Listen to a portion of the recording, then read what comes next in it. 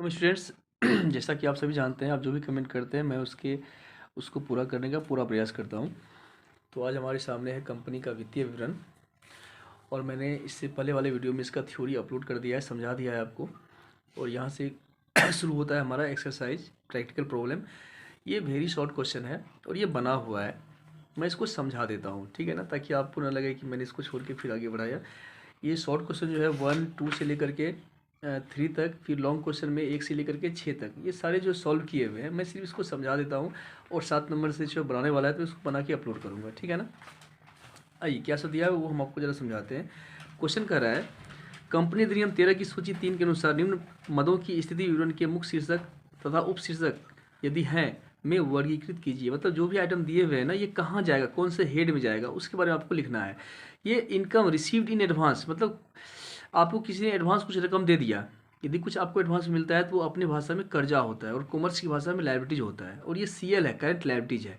यदि इसका हम सब हेड बनाएंगे, उप शीर्षक बनाएंगे, इसको हम बोलेंगे अदर करंट लायबिलिटीज। ये नंबर 1 क्लियर है मेरे ख्याल से। इनकम रिसीव इन एडवांस क्या होता है? यदि किसी ने आपको एडवांस कर दिया, मान लो आपको लेना है 100 रुपया, दे दिया आपको 150 रुपया, तो जो एडवांस आ गया वो क्या कहलाएगा? वो कहलाएगा करंट लायबिलिटीज, और इसका सब हेड क्या कहलाएगा? Other current liabilities.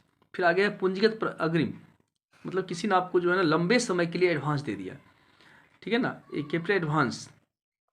तो आपने किसी को लॉन्ग टर्म के लिए आपने एडवांस कर दिया है, तो इस तरह का जो एडवांस होता है वो आपके लिए क्या होता है? एक तरह से अस्थायी संपत्ति होता है, इसी को हम बोलते हैं नॉन करेंट एसेट्स। यदि इसका हम सब हेड निकालना चाहेंगे तो ये कहलाएगा long terms loan and advance. मतलब आपने किसी को दिया हुआ है तो ये आपके लिए संपत्ति है, यदि किसी ने आपको दे दिया है तो वो आपके लिए लायबिलिटीज होता है। लंबे समय के लिए है तो ये लॉन्ग टर्म या नॉन करेंट, और यहाँ पे जो है हेड में नॉन करेंट आ गया, सब हेड में क्या आ गया? लॉन्ग टर्म, मतलब लंबे समय के लिए।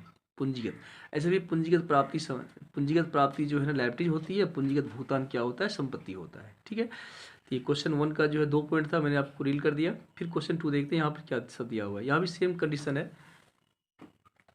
क्वेश्चन नंबर 2 पे आते हैं, क्या सब है। तो 2 में भी सेम कंडीशन। नंबर 1 है पूंजीगत कार्य प्रगति पर, पूंजीगत लग गया ना, ये नॉन करंट एसेट्स कहलाएगा, ठीक है। फिर आगे लिखा हुआ है कर्मचारी हित लाभ के लिए प्रावधान। मतलब कर्मचारी हित, मतलब जो भी कर्मचारी कंपनी में काम कर रहा है ना, तो उसके लिए आपने क्या किया है? भविष्य के लिए कुछ रकम जमा करके रखा है, उसकी सैलरी से काट के, तो आज निकल तो आपको देना पड़ेगा। तो ये आपके लिए लायबिलिटीज है, क्योंकि लंबे समय के लिए होता है। क्योंकि कंपनी, जो भी कर्मचारी काम कर रहा होता है, तो उसकी आयु कम से कम जो रिटायरमेंट की होती है वो 60 साल होती है। तो लंबे समय के बाद उसको पेमेंट करेंगे हम, तो ये कहलाता है नॉन करेंट। यदि कम समय के लिए होता, शॉर्ट टर्म होता, तो ये करेंट कहलाता है। लॉन्ग टर्म है तो ये क्या कहलाएगा? नॉन करेंट कहलाएगा। इसी को बोलते हैं लॉन्ग टर्म प्रोविजन, ठीक है ना। ये भी सिंपल था, 2 ही पॉइंट था। नंबर 3 देखते हैं, 3 में क्या सा दिया हुआ है, ठीक है ना। तो नंबर 3 कहता है, बताएं कि निम्न मदों को कंपनी अधिनियम 13 की सूची 3 के अनुसार एक कंपनी के बैलेंस शीट के मुख्य शीर्षक तथा उप शीर्षक में, मतलब सेम चीज दिया हुआ है, पूंजी संचय कैपिटल रिजर्व। पूंजी संचय क्या कहलाएगा? तो फंड में, शेयर होल्डर फंड में जाएगा, क्योंकि हमने इससे पहले वाले वीडियो में ही आपको बता दिया है कि कौन कौन सा हेड होता है। तो कैपिटल रिजर्व ये किसका है? तो ये ऑनर का होता है, शेयर होल्डर फंड में जाएगा। नंबर 2 है अग्रिम याचना, कॉल्स इन एडवांस। किसी ने आपको एडवांस कर दिया, तो ये तो लाइव हम इससे पहले बोल चुके हैं। यदि आप किसी को एडवांस करते हैं तो वो संपत्ति होता है, किसी ने आपको एडवांस कर दिया है तो वो लायबिलिटी होता है।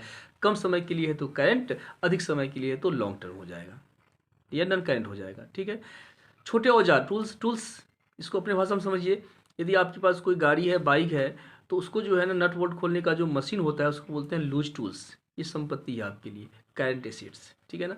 बैंक ओवरड्राफ्ट, बैंक जमा धन से अधिक रकम निकाल लेना, वो क्या कहलाता है? ओवरड्राफ्ट कहलाता है। ये बैंक ओवरड्राफ्ट, ये करंट लायबिलिटीज होता है, दैट्स ऑल।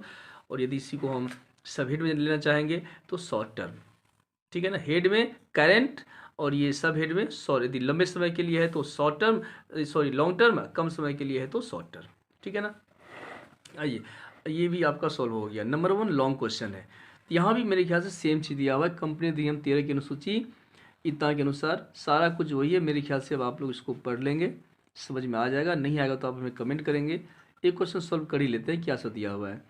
कहता है कि अंशधारी कोष गैर चालू दायित्व शीर्षक के अंतर्गत कुछ नाम दीजिए। मतलब शेयर होल्डर फंड में क्या सब आएगा उसका आपसे नाम पूछ रहा है। तो बहुत ही सिंपल है। यदि आपको इसमें दिक्कत हो रही होगी तो हम आपको जरा सा बैक लिए चलते हैं। बैक का मतलब है कि हमने जो आपको शुरू में समझाया था उस पेज पे हम आपको लेकर चलते हैं, खुद ब खुद आपको समझ में आ जाएगा।